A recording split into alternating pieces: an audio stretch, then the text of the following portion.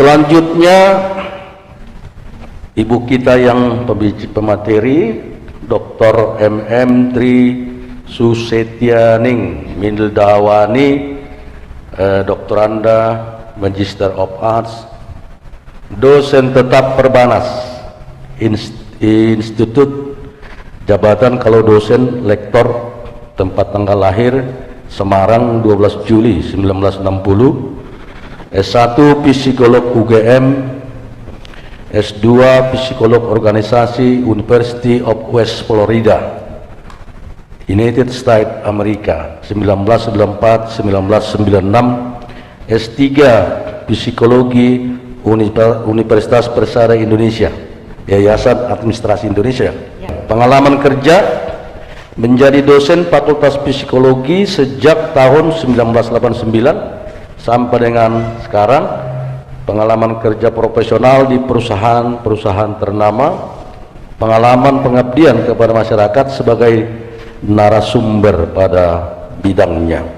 Selanjutnya kami berikan waktu kepada Ibu Milda ya untuk menyajikan materi yang akan disampaikan. Nanti dicatat aja dulu apa nanti yang perlu ditanyakan mengenai, ditinjau dari aspek kesehatan ya, setelah sesi aspek psikologi, atau kalau memang bisa setelah ditinjau dari sisi hukum. Selanjutnya Bu, silakan Ibu Milda. Baik, selamat siang semuanya ya. Bapak-bapak dan Ibu, izin ya saya lepas masker ya, karena kita berjauhan ya, supaya oke. Baik, terima kasih kepada bapak-bapak panitia, dan aku panggil apa ya, anak-anak kali ya, anak-anak atau teman-teman, mau yang mana nih? Anak-anak atau teman-teman? Iya, senang sekali saya berada di sini bersama dengan kalian semua untuk berbagi pengalaman sebetulnya ya, bukan dalam arti saya berpengalaman, bukan, tapi dari aspek pengetahuan, dan mungkin kita berdiskusi saja ya. Saya tidak akan berpanjang lebar. Ada yang sudah kenal dengan Michael Howard? Karena biasanya setiap kali paparan seperti ini sharing, saya membawa satu figur mantan narkoba supaya dia sendiri yang bercerita gitu ya. Jadi bukan saya yang bercerita, jadi kita tinggal nanti berbagi pengalaman Howard gitu ya. Jadi inti ceritanya, Michael ini sudah menjadi narkoba selama kurang lebih 20 tahun. Jadi sejarahnya adalah yang membuat seseorang terdampak begitu berat itu adalah sebab sebetulnya, asal mulanya mengapa seseorang bisa terpapar narkoba, itu sebabnya macam-macam ya. Seperti di sini, boleh slide berikutnya. Nah ini dia, mengapa narkoba itu banyak diminati ya. Itu karena pertama, narkoba itu bisa begitu menggoda, karena narkoba itu bisa berfungsi seperti doping. Kalau sudah mengkonsumsi narkoba, maka kita itu menjadi lebih berani sekian puluh kali lipat gitu ya, menjadi berani ngomong, berani ngelawan, berani bertindak gitu ya, yang tadinya malu-malu jadi berani tampil gitu ya, menyanyi gitu.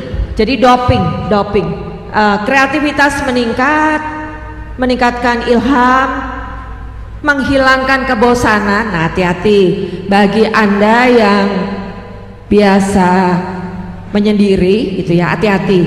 Jadi kebosanan itu sebetulnya bisa diatasi tanpa doping gitu ya. Kenapa sih kita bosan gitu ya? Bukankah hidup ini selalu berwarna gitu ya katanya kan?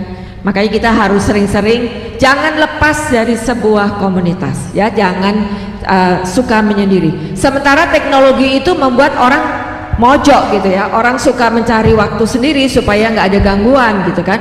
Jadi bangun tidur sampai mau tidur lagi itu handphone ada di tangan. Hati-hati kalau sudah edik ya. Beberapa saat lalu kita tampil bersama tentang kecanduan gadget ya Dokter Lena ya waktu itu ya, dan itu ternyata berbahaya gitu ya. Nah, narkoba sendiri juga berfungsi sebagai obat, mengobati penyakit, itu diberikan dalam dosis tertentu. Ini Dokter Lena tadi juga bercerita gitu ya. Justru dari yang sedikit bisa lama-lama menjadi bukit ya, menghilangkan beban batin. Nah ya, jadi kemudian juga yang paling parah adalah pergaulan, supaya diterima di pergaulan, memperoleh pengalaman supaya merasa keren, diterima dalam satu komunitas gitu ya. Kalau dalam psikologi istilahnya acceptance. Jadi orang itu ada kebutuhan untuk masuk dan menjadi bagian dari sebuah kelompok gitu ya. Seringkali lihat kalau teman-temanku pakai narkoba, aku enggak, gimana ya nanti ya. Teman-teman pernah dengar namanya Oloan Sinaga itu ya, yang pendeta muda yang meninggal, Raditya Oloan gitu ya. Raditya Oloan, pernah dengar ya? Dia ternyata adalah pecandu narkoba, pengedar narkoba, dan bahkan kemudian juga konsumsi narkoba bersama istrinya. Tapi puji Tuhan sudah kemudian dengan pertolongan Tuhan dan dengan penerimaan orang tuanya, keluarganya menjadi sembuh ya, dan bahkan menjadi pendeta ya. Sayang sekali hidupnya singkat ya, tapi sudah menjadi. Kemudian juga secara psikologis narkoba itu dipakai untuk pelarian. Nah, hati-hati nih ya. Nanti kita akan banyak berdiskusi. Termasuk salah satunya si Michael Howard itu tadi, dia ternyata menjadi pecandu narkoba karena merasa dia tidak diterima oleh kedua orang tuanya. Kasusnya seperti itu. Jadi dalam perjalanan dia mencari figur ibu, figur bapak seperti apa, dan dia sejak kecil, sejak SD, SMP disekolahkan di asrama. Ternyata bagi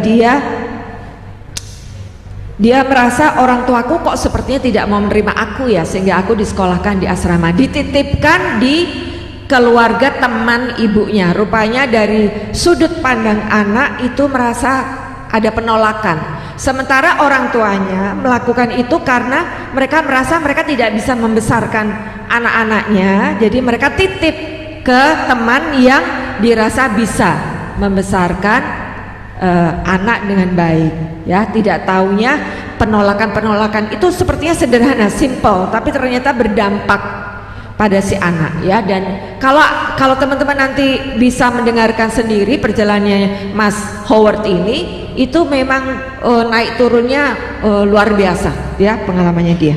Baik, yang berikutnya. Nah, ini pengguna narkoba tadi sudah juga diutarakan oleh Dokter Lena gitu ya. Pertama itu memang coba-coba nih, coba-coba, karena kan memang anak-anak muda terutama itu punya curiosity, apa ya namanya, rasa ingin tahu yang begitu besar gitu ya. Jadi coba-coba, dari coba-coba menjadi kemudian casual user ya. Sudah lebih sering memakai di event-event tertentu, kalau nggak pakai rasanya nggak keren. Kemudian situational user itu sudah ada ketergantungan. Terus kemudian mulai intensif ya, intensified user itu ketergantungan, dan kompulsif. Kompulsif itu artinya kalau tidak pakai dia menjadi apa ya, nggak bisa melakukan apa-apa, kompulsif gitu ya, compulsive behavior gitu ya. Kemudian nafsa itu juga pengguna sesekali, abuser dan addict. Ini nafsa itu payung besarnya ya. Oke, yang berikutnya. Nah, ini gejalanya. Kalau pengguna narkoba, nah ini agresif seperti tadi karena doping ya. Jadi merasa lebih berani gitu, nggak pemalu lagi. Kemudian agresif. Di satu sisi kalau dia lagi kecanduan dia menjadi apatis. Kalau saya nggak mengkonsumsi, saya nggak bisa melakukan apa-apa. Jadi sudah butuh doping. Curiga, nah curiga ini paranoid ya. Tadi masuknya ke paranoid. Nah ini dia nih, selalu mengantuk. Mengapa mengantuk? Karena memang tadi narkoba itu memberikan efek seperti tadi obat batuk ya. Kalau kita minum OBH kan terus kemudian ngantuk, dan kalau ngantuk harus tidur gitu. Nah itu kalau misalnya kita tidak cepat-cepat menghentikan bisa kecanduan gitu ya. Bicaranya pelo, jalan sepoyongan, ya ini seperti orang mabok ya. Apakah adik-adik semua mengikuti kisah Ibu Cynthia yang rame di media itu, yang dia memprotes perilaku suaminya? Nah rupanya suaminya itu pecandu narkoba ya, yang orang Taiwan ya. Ngikutin nggak? Ngikutin ya. Nah yang sekarang puji Tuhan bebas ya, mudah-mudahan bebas dari tuntutan hukum gitu ya. Kesadaran menurun, kejang, diare, mata dan hidung berair, menguap terus menerus, timbul rasa sakit di sekujur tubuh. Karena memang seperti diterangkan oleh Dr. Lena tadi, kalau ada obat masuk ke, ada sesuatu yang masuk ke tubuh kita, maka itu memberikan perubahan-perubahan fisik dan otomatis psikis ya, itu disebut psikosomatis. Takut air sehingga malas mandi. Nah hati-hati kalau ada yang sudah merasa takut kena air, itu hati-hati ya. Kemudian sesak napas, napas menjadi lebih lambat, denyut jantung. Nah ini semua adalah gejala-gejala pecandu narkoba atau pengguna narkoba ya. Ada perubahan-perubahan perilaku yang sangat bisa dibaca ya, terutama kalau perempuan tuh lebih terbaca perubahan-perubahan perilakunya ya. Oke baik. Nah dampaknya apa? Dampaknya adalah pada pengguna jarum suntik itu pasti terlihat bekas suntikan di lengan bagian tubuh, gigi tidak terawat, tidak peduli akan kesehatan, nggak mau mandi, itu tadi ya, takut kena air, kemudian nggak mempedulikan lagi penampilan diri. Sementara kalau nafsa itu juga bisa dilihat dari dampaknya fisik dan dampak sosial. Dampak sosial itu menjadi dia menarik diri dari komunitas sosial ya. Ya.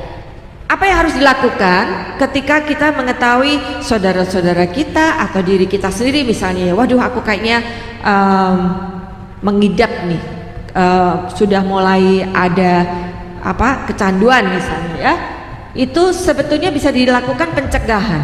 Ini yang paling mudah, lebih baik mencegah daripada mengobati ya, preventif. Kemudian bisa dilakukan dengan event-event seperti ini, seminar edukatif, sosialisasi gitu ya, sharing, atau represif. Nah ini kalau sudah parah, sudah ketangkap, berarti dihukum dan kemudian direhabilitasi. Nah kan benar, direhabilitasi. Dan ini menyangkut tindakan ini baik untuk pengguna atau pengedar ya, apalagi pengedar, karena biasanya pengedar itu adalah pengguna. Masih ada? Ya, ini upaya-upayanya pengguna, salah satu upaya pencegahannya adalah pelatihan, pembinaan kader anti narkoba seperti ini tadi ya.